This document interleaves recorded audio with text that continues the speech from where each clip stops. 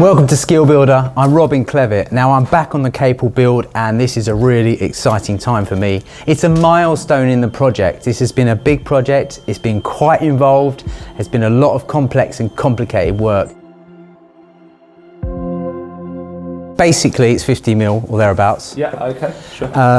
This is obviously your landing strip. I think you might be a tiny bit higher than this because this was just put in to a latex level. Okay. So, but I mean, you've still got about 45 or thereabouts at the high end. There's a bit deeper in that corner over there because that was the old slab. Yeah, but apart from that, it's all roughly 50 mil.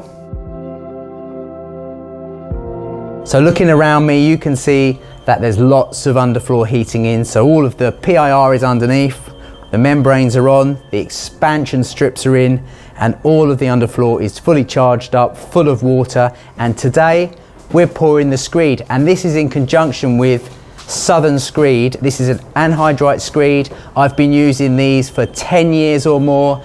They're fantastic and flat and level. It's quick to install, it's not messy. And I know a lot of people say they take a long time to dry, but you schedule it into the project at the right time and you will be really happy with it, especially if you're fitting like me, a lot of joinery and a lot of nice finishes. You want a flat floor. So the guys are just setting up now. They're basically going round and they're putting in these devices here like tripods, and they use their level on it, and that sets the depth. This case it's 50 millimeters, so we have roughly 35 millimeters over the top of the underfloor pipe. Now the other thing about the anhydrite Screed is because it's liquid, when it goes around the pipe, it encapsulates the pipe completely, and they say that you get 30% more output from your underfloor heating.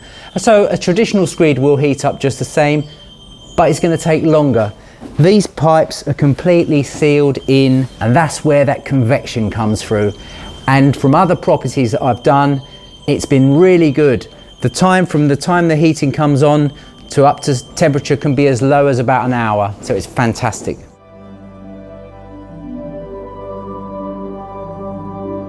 So the underfloor heating system is in every habitable room in here. There's only a couple of exceptions, and that'll be the larder cupboard. I don't want to heat that. Don't want that food getting cooked before I want to eat it.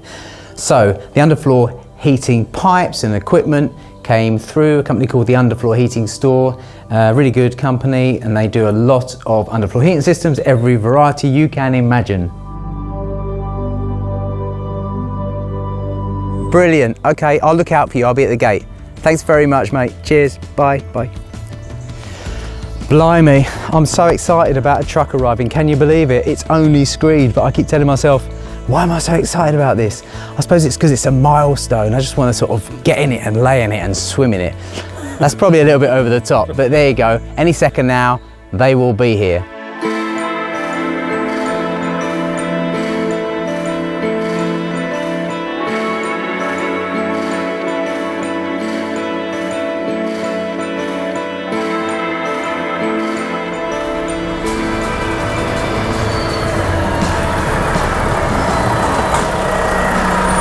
Hello, mate.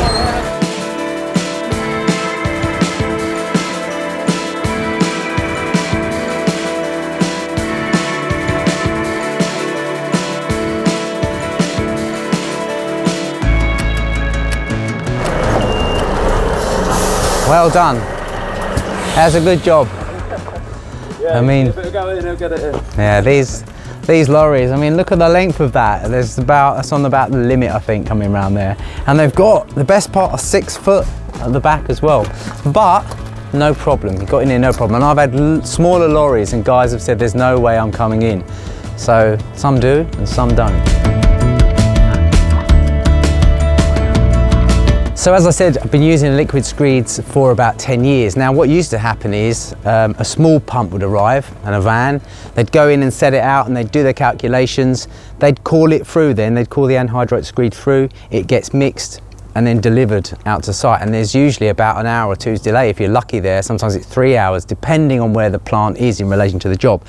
So that could be quite problematic, and of course in terms of labour you're obviously covering the guy's costs, which is fair enough for that duration of the time. So with this technology, with this vehicle, it's doing everything here and now. So these guys are ready to rock, they can get set up and straight in. That gear's pumped straight in. And equally, there's no waste. So there's no kind of like, oh, well, we think it's 6.5, let's allow 7, and we've got to get rid of half on site because it can't go back in the truck. They want to tip it on site. It generally goes in the skip or somewhere where you can take it outside.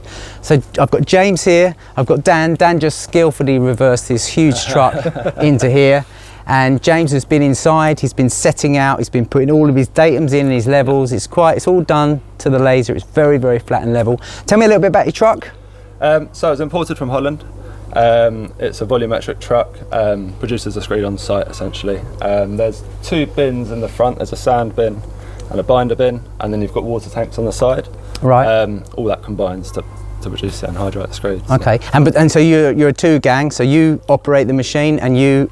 Typically in there laying the screed. And it's just two guys. Just the 2 of us, yeah. And that's going to be about 150 odd square metres. And how long does that normally take to do something like that? The average job probably takes 1.5 to 2 hours. From the time you arrive, or...? From turning up to literally leaving. It's amazing, isn't it? I mean, fast, extremely fast. And if you consider sand and cement screed is obviously deeper as well. Yeah. And if you're doing sand and cement screed, you might have to have it tipped here early, and then it's all got to be burrowed or pumped in.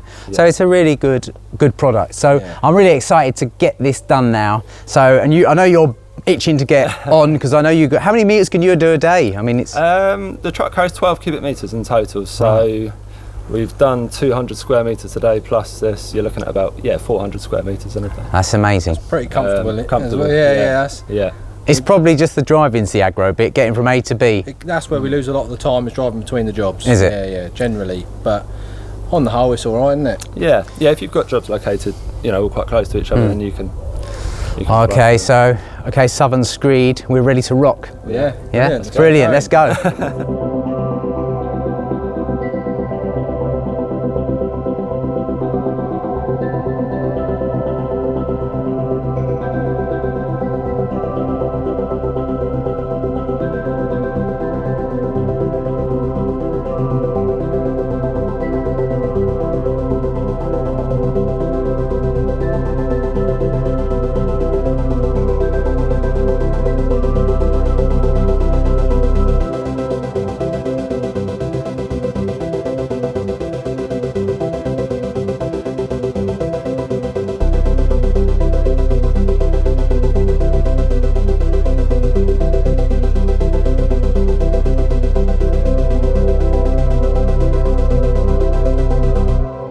What can go wrong, James? If your preparation's not up to scratch, so if your polythene, you've got lots of holes in your polythene, or you haven't laid a polythene on top of the insulation. Oh really? Does you see that a bit? We do get it, we do get it, and that can obviously lead to the screed getting underneath the Celotex. Because ultimately it will just lift it all up. So. So the ideal scenario is all the DPMs really well lapped and taped. Exactly. Yeah, this is perfect in here, exactly like this. Yeah, it's a good example. So this is a textbook job, is it? Textbook, yeah. That's what we like to hear, Patting yourself on the back. I'm giving myself a metaphorical pat on the back, but not just me. Okay, it's not just about me. There's no I in team, guys. When you actually bring it in, the weight of it is obviously going to make everything nice and compressed. So if you get a little bit of bounce in the Celotex or the PIR. Yeah, that's it. So if you've got any slight movement at all, the weight of the screen will ultimately push that down. Yeah. So that might mess up your little levels. But then again, if you're standing on it when you're putting them in. That's it. I'm putting as much weight as I can, making sure that it's at its lowest point. So he's thinking of everything. When I set the levels, And does the colour vary much? Depending on sand. Sand is the only element that can really govern it. Colour. We do a few jobs actually where we might add some pigment in, some colour pigment. Sort of like a grey pigment to give it sort of a concrete look. Do people polish it then? People, they what they do is they sand it and put a clear resin on top. It's not polishing it as such. Because it's such a porous product, it's quite hard to get a polish on it. But they put a clear resin on top and it gives that sort of industrial. Okay, that's interesting to know. They save a bit of money on carpet. Yeah, that's it. We'll get that. Yeah, 75 alright? We go up to 80 with it. 80. Dan come in and asked James how it was. Dan's obviously at the batching plant out the front, and he's just combining the minerals, sort of the sand and the water and the additives. James has just said go from 75 to 80, and I assume that must be, is that litres? Kilos per mix. Kilos per mix. That's 80 kilos of water, or? Water, Yeah, so it's 80 kilos of water per mix. So it's really amazing the fact that they can just tune it in to suit the conditions, I suppose, whether it's extra hot, you've got to be a bit more wet.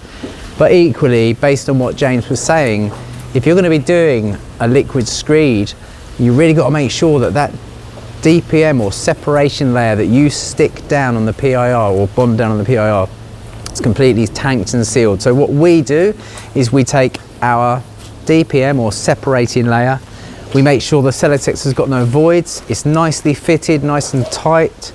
We lay that out. If we've got a lap, we'll just lap it by whatever's left on the sheet. It might be a metre or two's lap, doesn't matter. For the price of the DPM, don't skimp on it, don't try and do a 2-inch lap. And then we use a really good quality gaffer type tape. And you can get a DPM tape as well. It's a little bit flimsy, I always find. And the key to this, or the key to the success I've found over the years, is when you're doing your Celotexing, have a good clear up, hoover up, because it's the dust that when you start laying that separating layer, it starts getting all over it, and you try putting the tape on there and it's just not going to stick very well. Also, if you're going to prepare this and wait a couple of weeks, sometimes that tape starts to peel itself up, especially if the sun's got on it and that sort of stuff. So it's the name of the game, or the golden rules, is your PIR wants to be nice and true, nice and flat. Your separating layer wants to be properly put in, taped on the corners where you have to split it to get around the external corner. And then when you put your expansion strip round, what we do is trim it to the right height. It's got a self-adhesive back on it. We push that against, and then we use a staple as well. In our case, we're timber frame, so we can use a sort of stainless steel staple all round. And it's as simple as that.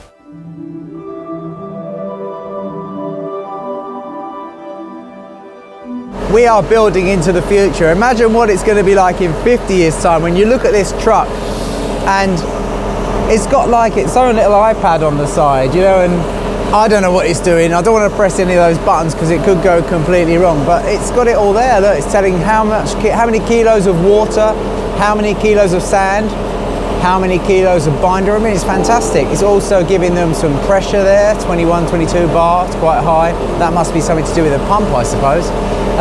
What's in the mixer, what's in the hopper. Yeah, it's absolutely amazing. So I'm looking forward to seeing what my grandkids will be doing in like 50 years time. I won't be here. I'll be looking down from somewhere else. That's a bit bleak. Well, I'm 50 now, so.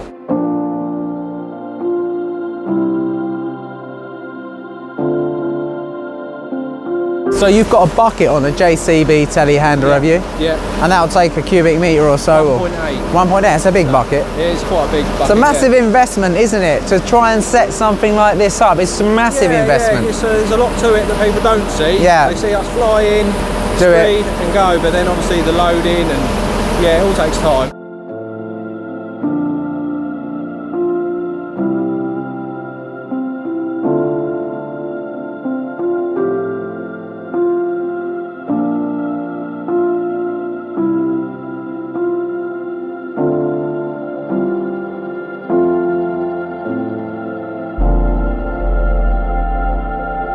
Okay, James, okay, Dan, so you've done it, you've been in and you've done it. That's pretty amazing. What's the next trick? So we'll be back with this one. Typically with a liquid screed you get what's called a latence on top, and if you are sticking any sort of floor covering down, that will need to be sanded off. Right. So we can do that in a week to 2 weeks, come back to you and do that. Just takes the fat off and keys it essentially. Okay. Ready for a bonded finish. Fantastic, so that's brilliant. So, and what's happening now? Where are you going next? We're off home now. The truck's gone back to the yard to be reloaded.